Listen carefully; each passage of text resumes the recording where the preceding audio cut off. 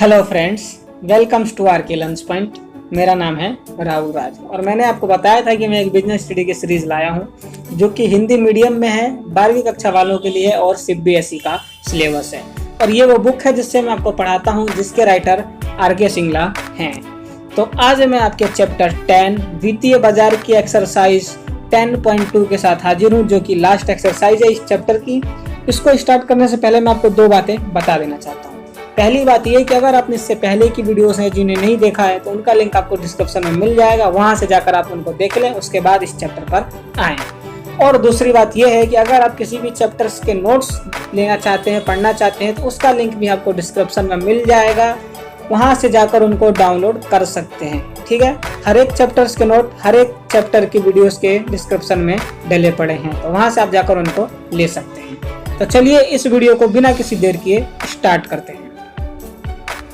तो आज की इस एक्सरसाइज 10.2 में हमने शेयर बाजार पर ट्रेडिंग कार्यविधि और सेबी। जी हाँ, इस एक्सरसाइज में आपको दो टॉपिक दिए हुए हैं। पहला है शेयर बाजार पर ट्रेडिंग कार्यविधि और दूसरा है सेबी। तो इन्हीं दोनों टॉपिकों के ऊपर चर्चा करेंगे आज और इन्हीं को अच्छे से समझने की कोशिश करेंगे। तो चलिए स्टार्ट करते हैं और सबसे पहले शेयर बाजार को समझ लेते हैं। तो इसकी परिभाषा सबसे पहले जान लेते हैं क्या है। तो इसका अभिप्राय एक ऐसे संगठित बाजार से है जहां कंपनियों और सरकारी व अर्ध सरकारी संस्थाओं द्वारा निर्गमित की गई प्रतिभूतियों का क्रय विक्रय किया जाता है। ठीक है, मतलब शेयर बाजार एक ऐसा संगठित बाजार है जहां पर कंपनियों, सरकारी और अर्ध सरकारी संस्थाओं द्वारा निर्गमित की गई प्रतिभूतियों का क्रय विक्रय किया जाता है। ठीक है, तो अब देख लेते हैं शेयर बाजार सूचकांक। इसका अभिप्राय उस सूचकांक से है जो शेयर बाजार के रुझान को प्रदर्शित करता है। शेयर बाजार सूचकांक वह सूचकांक है जो कि शेयर बाजार के रुझान को प्रदर्शित करता है।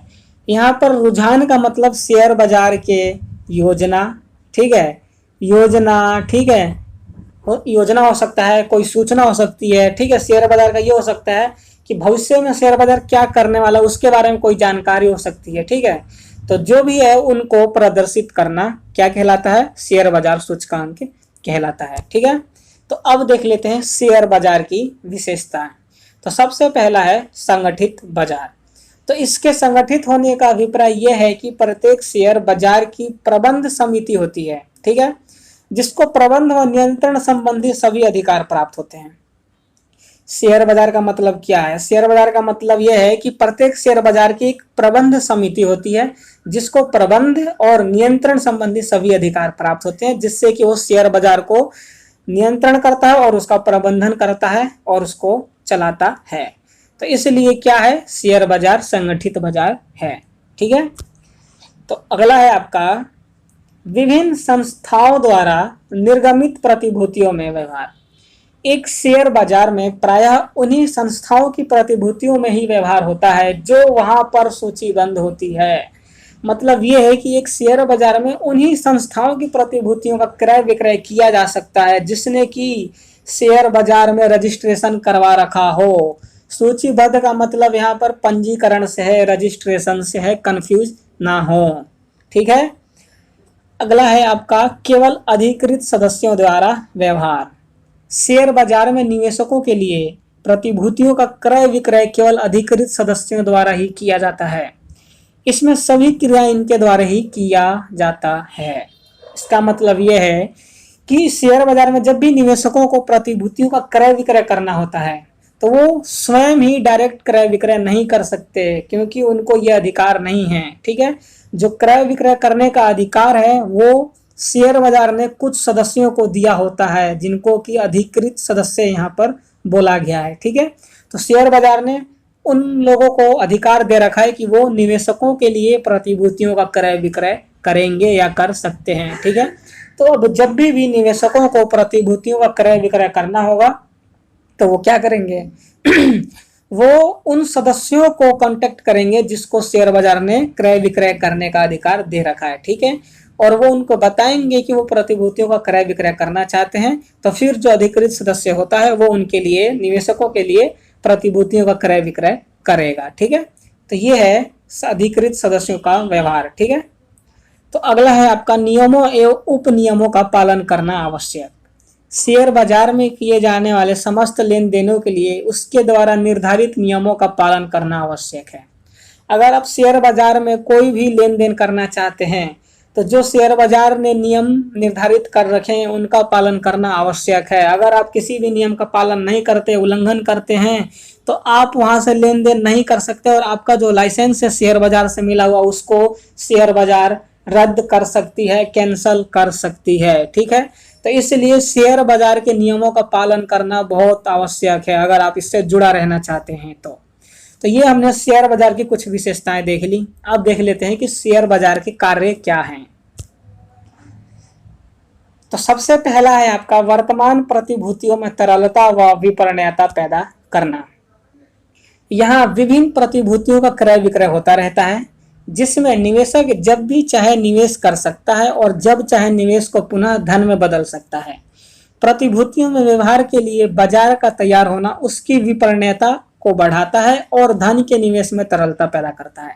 ठीक है, इसका मतलब यह है कि जो शेयर बाजार है यहाँ पर तो हमेशा प्रतिभूतियों का क्रय विक्रय चलता रहता है। ठीक है, जिसमें निवेशक जब भी चाहे वो निवेश कर सकता है और जब चाहे अपने निवेश को दोबारा से कैंसिल कर सकता है या धन में वापस बदल सकता है। ठीक है, तो प्रतिभूतियों में व्यवहार के लिए, जब प्रतिभूतियों में व्यवहार के लिए अगर बाजार तैयार रहे, ठीक है, प्रतिभूतियों में व्यवहार के लिए मतलब प्रतिभूतियों का क्रय विक्रय करने के लिए जब बाजार तैयार होता है तो उससे क्या होता है, उससे बाजार की विपणनीयता यानी कि मार्केट एबिलिटी का क्षमता बढ़ता है। ठीक है, मार्केट एबिलिटी की जो क्षमता होती है उसकी बढ़ती है, विपणनीयता क्षमता बढ़ती है और धन के निवेश में तरलता पैदा होती है। यहाँ पर तरलता इसलिए पैदा होती है क्योंकि यहाँ पर लगातार क्रय विक्रय चलता रहता है। ठीक है, इससे पिछली एक्सरसाइज में मैंने आपको बताया था कि यहाँ पर तरलता क्यों बनी रहती है, क्योंकि यहाँ पर हमेशा हर एक प्रतिभूति के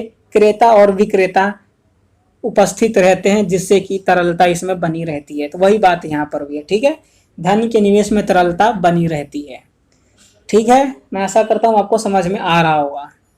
अगला है आपका प्रतिभूतियों का मूल्य निर्धारण। यहाँ मांग पूर्ति की शक्तियां स्वतंत्रता से काम करती हैं जिससे प्रतिभूतियों का मूल्य निर्धारित होता है या होते हैं। अब क्या होता है, शेयर बाजार में प्रतिभूतियों का मूल्य निर्धारण कैसे होता है? तो शेयर बाजार में जो मांग पूर्ति की शक्तियां होती हैं वो स्वतंत्र रूप से काम करती हैं। ठीक है, जिससे क्या होता है, जिससे प्रतिभूतियों का मूल्य निर्धारित होता है। अगर आप इकोनॉमिक्स पढ़ते हैं तो उसमें आपने मांग पूर्ति अच्छे से पढ़ा होगा और मैं आशा करता हूँ आपको समझ में आ रहा होगा मैं क्या कह रहा हूँ। ठीक है, तो अगला है आपका व्यवहारों की सुरक्षा। ये निवेशकों के हितों की सुरक्षा का पूरा प्रबंध करते हैं। इसके लिए नियम व उपनियम तैयार किए जाते हैं जिसका पालन वहां व्यवहार करने वाले सभी सदस्यों को करना होता है। इनका उल्लंघन करने पर सदस्यता समाप्त कर दिया जाता है। अब क्या होता है यहाँ पर, निवेशकों के हितों की सुरक्षा करने के लिए कि निवेशकों के साथ कोई फ्रॉड ना हो या कोई धोखाधड़ी ना हो जाए। ठीक है, इसकी सुरक्षा के लिए पूरा प्रबंध करता है शेयर बाजार। ठीक है, इनके लिए वो नियम और कुछ उपनियम तैयार करता है जो कि पालन करना होता है, जिसको कि वहां पर जो भी व्यवहार करने वाला होता है, मतलब जो भी निवेश क्रय विक्रय करने वाले होते हैं उनको इन सभी नियमों उपनियमों का पालन करना होता है। ठीक है, अगर वो इनका उल्लंघन करते हैं तो क्या होगा, इससे उनकी सदस्यता छीन ली जाएगी, फिर वो कभी भी शेयर बाजार से प्रतिभूतियों का क्रय विक्रय नहीं कर पाएंगे। तो इसलिए यहाँ के जो नियम और उपनियम होते हैं उनका पालन करना बहुत आवश्यक होता है, जो कि हमने ये बात अभी हमने पीछे इसकी विशेषता में भी पढ़ी थी। ठीक है, तो चलिए आगे चलते हैं। अगला है आपका आर्थिक विकास में योगदान। शेयर बाजार प्रतिभूतियों में तरलता का गुण पैदा करता है जिससे निवेशकों को दो लाभ होते हैं। पहला, प्रतिभूतियों के बाजार भाव में परिवर्तन का लाभ उठा सकते हैं और दूसरा, उन्हें बाजार भाव पर कभी भी बेचा जा सकता है। शेयर बाजार इन लाभों द्वारा लोगों को निवेश करने के लिए प्रेरित करता है जिससे आर्थिक विकास संभव होता है।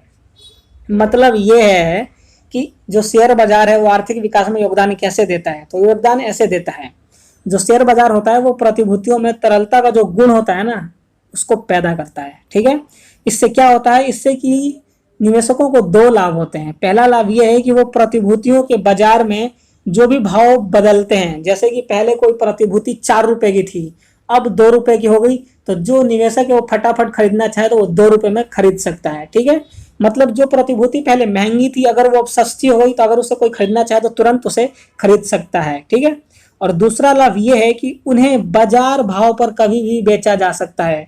मान लीजिए उसने 4 रुपए की प्रतिभूति थी जो उसने 2 रुपए में खरीद ली सस्ते होने के कारण, और जब वो बाजार में बेचना चाहे, जब मतलब वो तब बेचना चाहेगा जब उसके रेट बढ़ जाए। सीधी सी बात है, जिसने लाभ कमाना है वो तो जब ही बेचेगा जब उसकी कीमत बढ़ जाए।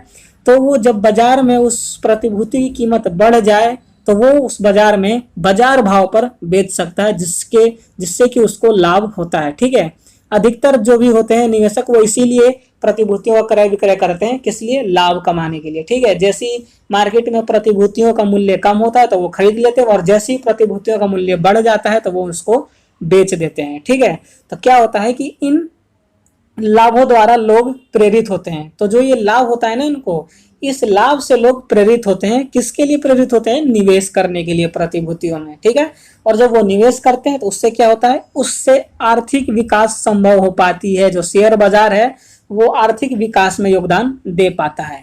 ठीक है, तो अगला है समता संस्कृति का फैलाव।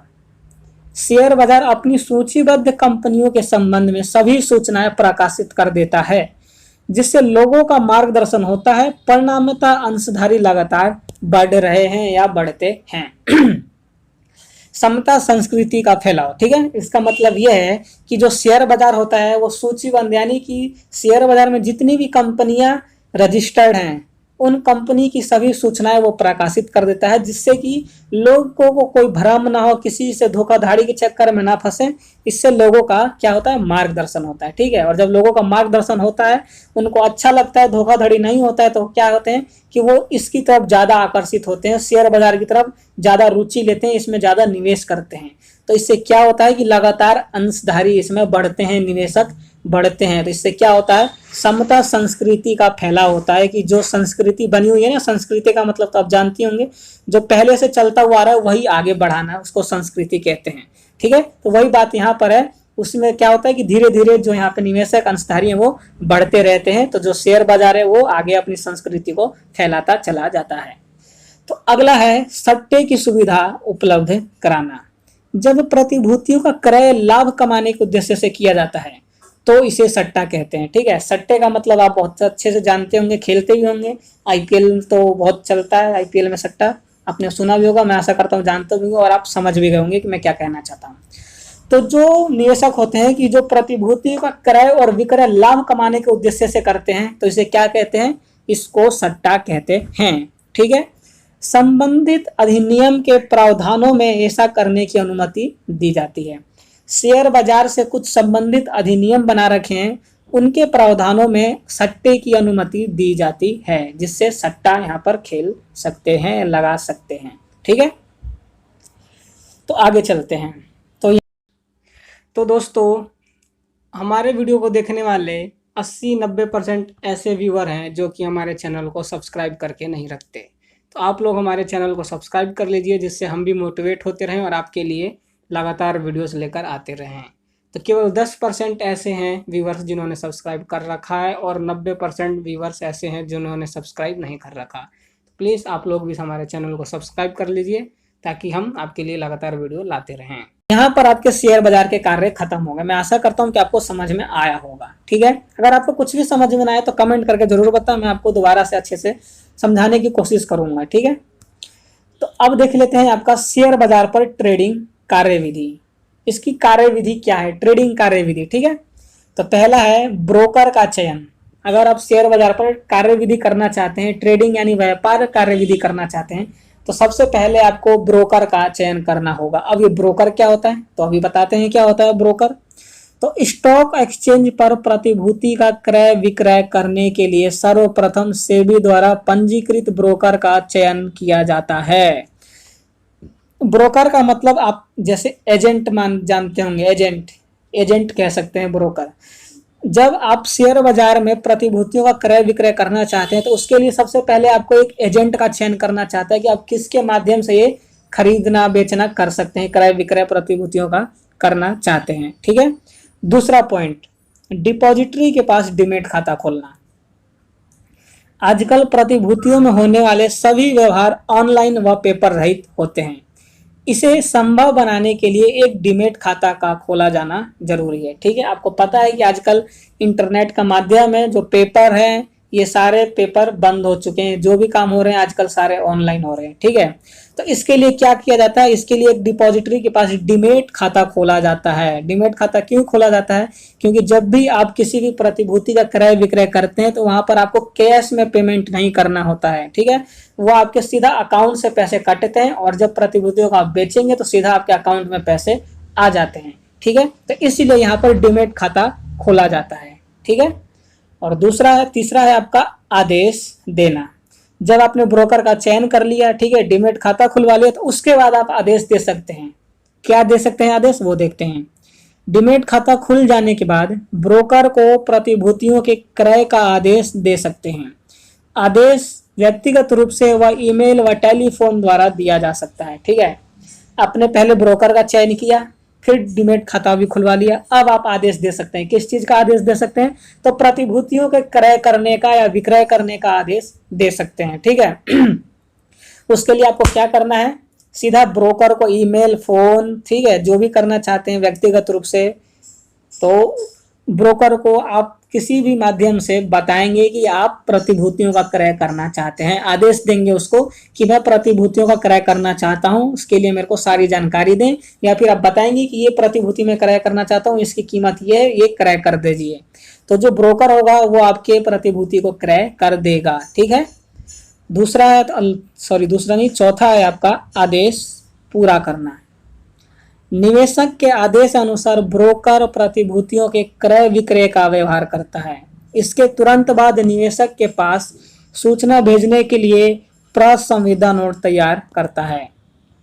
जब आपने ब्रोकर को आदेश दे दिया तो उसके बाद ब्रोकर क्या करता है, ब्रोकर, आपने जो ब्रोकर को आदेश दिया है, आदेश के अनुसार प्रतिभूतियों का क्रय विक्रय करता है। ठीक है, अगर आपने उसको क्रय करने को बोला है तो वो क्रय करेगा, विक्रय करने को बोला है तो वो विक्रय करेगा। ठीक है, और इसके तुरंत बाद वो आपके पास सूचना भेजेगा। सूचना के रूप में क्या भेजेगा, प्रसंविदा नोट। प्रसंविदा नोट को कॉन्ट्रैक्ट नोट कहते हैं। ठीक है, तो वो आपके पास कॉन्ट्रैक्ट नोट तैयार करके भेज देगा कि जी हाँ, हमने आपके प्रतिभूति को तैयार कर लिया है। उस कॉन्ट्रैक्ट नोट में उस प्रतिभूति की कीमत और भी जो भी जानकारियां होती है उनसे रिलेटेड वो सारी उसमें दी गई होती हैं। ठीक है, तो वो आपके पास ये भेज देता है। अब देख लेते हैं लास्ट चरण है जो इसका, निपटारा। निपटारा का मतलब आपको पता ही होगा, चलो अब इस काम को खत्म करो यहाँ पर। ठीक है, तो वही है ये स्टॉक एक्सचेंज पर व्यवहार का अंतिम चरण है। ठीक है, मतलब ये अंतिम चरण है जो कि व्यवहार जिस पर किया जाता है। निपटारा का अर्थ प्रतिभूतियों को विक्रेता के डीमैट खाते से क्रेता के डीमैट खाते में हस्तांतरित करने से है। मतलब जब आपने ब्रोकर को आदेश दे दिया, आदेश अनुसार उसने आपका क्रय विक्रय भी कर लिया प्रतिभूति, उसने कॉन्ट्रैक्ट पेपर नोट जो भी था वो आपने उसके आपके पास उसने भेज भी दिया, तो एंड में लास्ट में क्या रह गया, लास्ट में आपकी पेमेंट रह गई। पेमेंट को ही यहाँ पर निपटारा कहा गया है। तो मतलब आपने अगर खरीदा है किसी से तो विक्रेता को अपने पैसे पेमेंट करनी होगी, और अगर आपने बेचा है तो आपने पेमेंट लेनी होगी। तो ये पेमेंट लेने देने का काम निपटारा में बताया गया है, कराया गया है। ठीक है, तो ये हमने यहाँ पर पढ़ लिए। अब देख लेते हैं भारतीय प्रतिभूति एवं विनिमय बोर्ड।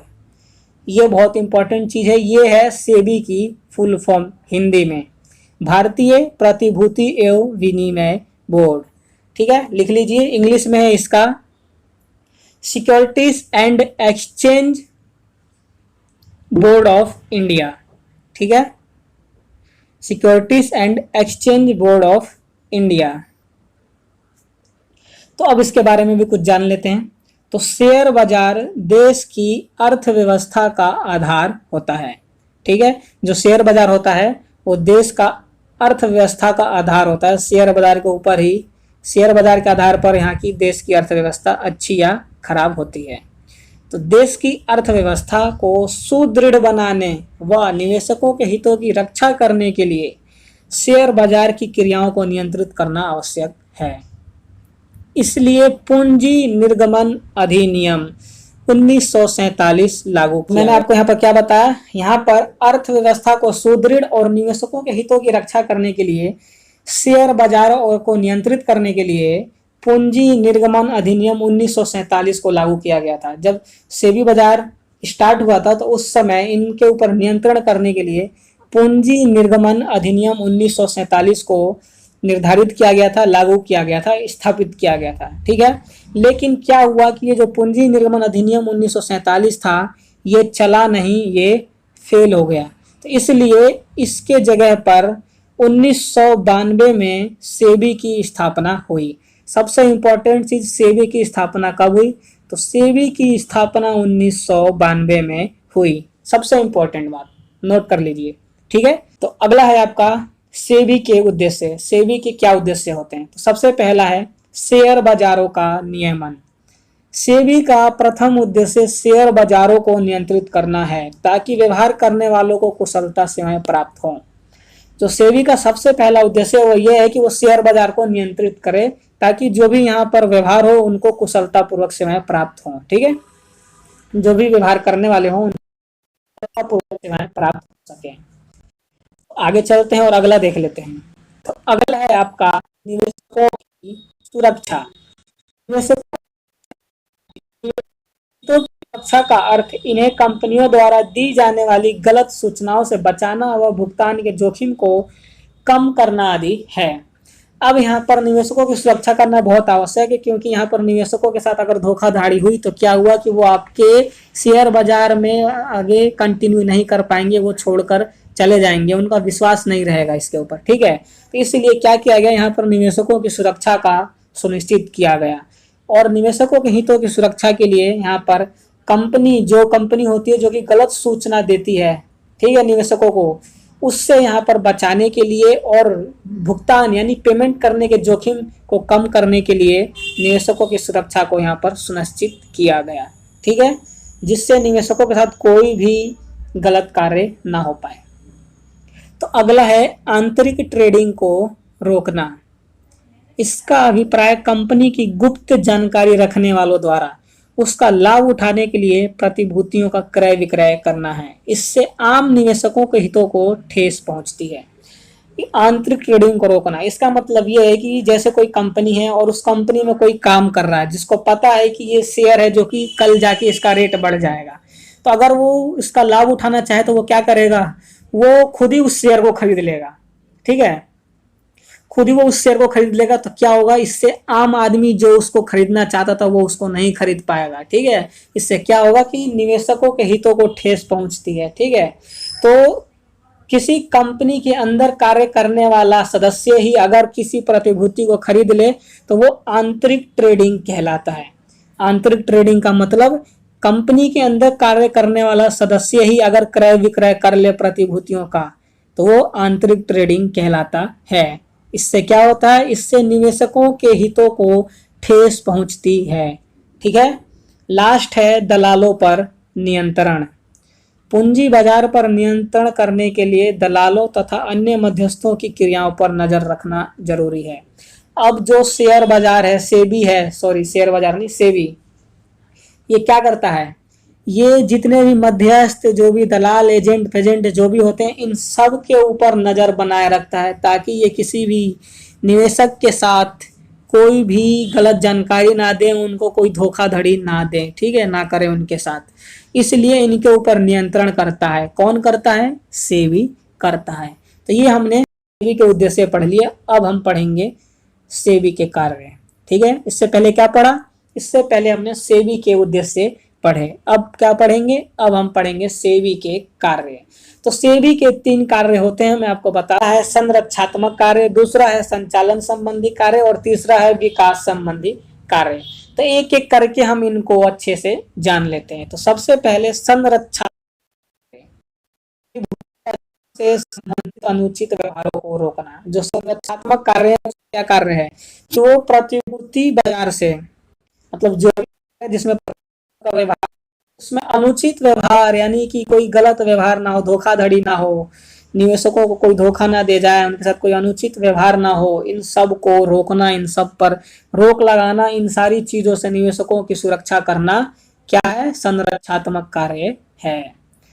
संरक्षात्मक का दूसरा कार्य है प्रतिभूतियों में आंतरिक ट्रेडिंग को रोकना।